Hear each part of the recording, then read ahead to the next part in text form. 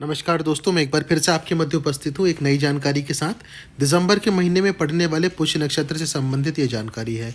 इस बार का जो पुष्य नक्षत्र है वो बुधवार के दिन पड़ रहा है और विशेष बात ये है कि इस बार जो पुष्य नक्षत्र बुधवार को पड़ रहा है वो गणेश चतुर्थी यानी कि जो मासिक गणेश चतुर्थी रहती है उस दिन पड़ रहा है। और दूसरी बात, बुधवार का दिन गणेश जी से संबंधित होता है।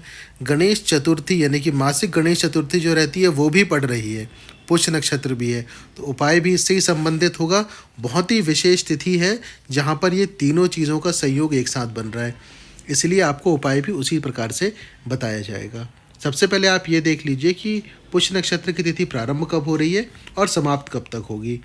पुष्य नक्षत्र मंगलवार 17 तारीख रात को 12:44 पे प्रारंभ होगी, यानी कि अंग्रेजी कैलेंडर के हिसाब से 18 तारीख बुधवार की तिथि लग चुकी होगी और समाप्त होगी बुधवार 18 दिसंबर रात को 12:58, यानी कि अंग्रेजी कैलेंडर के हिसाब से यहाँ भी जो तारीख है वो बदल चुकी होगी, वो गुरुवार 19 तारीख लग चुकी होगी।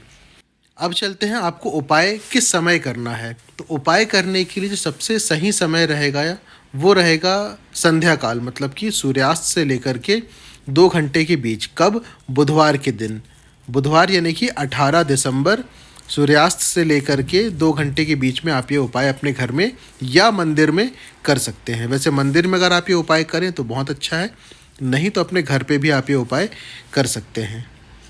अब एक बात और भी है कि पुष्य नक्षत्र की तिथि तो प्रातः काल से रहेगी, लेकिन उपाय हम शाम को ही क्यों कर रहे हैं? क्योंकि चतुर्थी की जो तिथि है वो 10:30 बजे के आसपास बुधवार को लग रही है और उसके बाद का जो सबसे अच्छा समय है वो संध्या काल का ही रहेगा, इसलिए आप ये उपाय शाम के समय ही करें। उपाय के लिए आपको बताए हुए समय पर अपने पूजा स्थान में आना है। पूजा स्थान में आने के बाद वहाँ पर एक दीपक प्रज्वलित करना है। दीपक घी का या तेल का हो सकता है, जैसे सामान्यतः हम लोग सभी उपाय में करते हैं उसी प्रकार से आप कर सकते हैं। यहाँ पे आपको आज के उपाय के लिए आवश्यकता होगी शमी पत्र, यानी कि शमी की पत्ती की आपको आवश्यकता होगी। अगर शमी पत्र ना हो तो आप दूर्वा का प्रयोग भी कर सकते हैं, जिसे हम दूबा भी कहते हैं, दूब घास भी कहा जाता है, आप उसका प्रयोग कर सकते हैं। प्राथमिकता लेकिन आप शमी पत्र को ही दीजिएगा। अब बुधवार का दिन है, गणेश जी की प्रार्थना करना है, पूजा करना है, तो गणेश जी का मंत्र जो आपके स्क्रीन में अभी दिखाया जा रहा है उस मंत्र का आप 21 बार जाप करिए अपने पूजा स्थान में बैठ करके। और ध्यान रखिएगा, अगर आप बैठ के या खड़े होकर के जैसे भी जाप कर रहे हैं, प्रयास यही करें कि आसन हो, आपका जो शरीर है वो सीधे पृथ्वी के संपर्क में ना रहे, आसन का प्रयोग अवश्य करें। तो मंत्र का 21 बार आप जाप करें।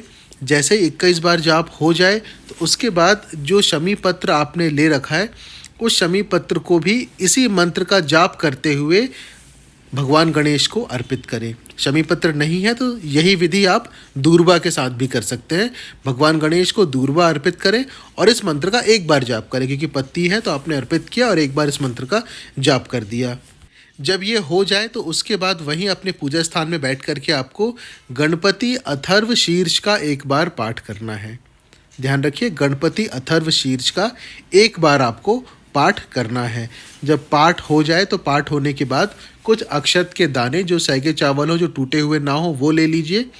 लेने के बाद हाथ में, अपने सीधे हाथ में रख करके भगवान गणेश से प्रार्थना करिए कि पूजा में जो भी गलती हो गई हो उसके लिए वो आपको क्षमा करें, जो कमी रह गई हो उसे इस अक्षत के दाने से पूरा करने या समझने की कृपा करें। और ये बोलते हुए गणेश जी के सामने आप इन अक्षत के दानों को एक कटोरी में छोड़ दीजिए।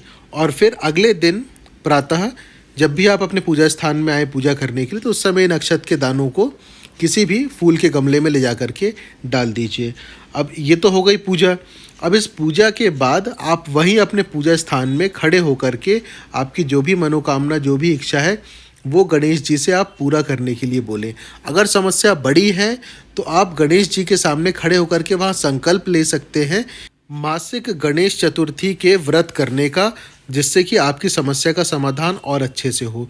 चाहे वो 3 हो, 5 हो, 7 हो, जो भी हो, जितना भी आप बोलना चाहे, करना चाहे, संकल्प ले सकते हैं।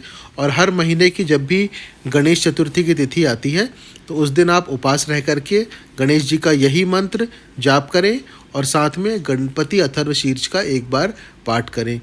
ये कह कर के आप गणपति जी के सामने संकल्प भी ले सकते हैं। अगर आपको लगता है कि आपकी समस्या बड़ी है तो आप ऐसा भी करके देख सकते हैं। यही उपाय आप अपने घर के पास या किसी भी गणेश मंदिर में जाकर के भी कर सकते हैं। ऐसा नहीं है कि आपको घर में ही करना, आप चाहें तो गणेश मंदिर में भी जाकर के कर सकते हैं। अगर गणेश मंदिर जाकर के करते हैं तो एक बात का ध्यान रखिएगा कि कोई भी आपको पूजा करते समय या घर से जाते समय टोके ना, बस इस बात का विशेष ध्यान रखिएगा। बाकी आपको इसी विधि से वहाँ भी आप पूजा कर सकते हैं, अपने घर में भी आप कर सकते हैं। जो लोग नए हैं वो चैनल को सब्सक्राइब ज़रूर कर लीजिएगा और घंटी का चिन्ह यानी कि बेल आइकन ज़रूर दबा लें, जिससे कि चैनल में अपलोड किए जाने वाले किसी भी वीडियो की जानकारी सबसे पहले आप तक पहुंच सके। वीडियो को लाइक ज़रूर करें ताकि हर किसी तक ये वीडियो पहुंचे। जितने ज़्यादा लाइक होंगे उतने ज़्यादा लोगों तक ये वीडियो पहुंचेगा और हर कोई इससे लाभान्वित होगा। कोई प्रश्न हो तो नीचे कमेंट बॉक्स में लिख करके आप पूछ सकते हैं और जल्द ही दूसरी जानकारी के साथ फिर उपस्थित होंगे। धन्यवाद।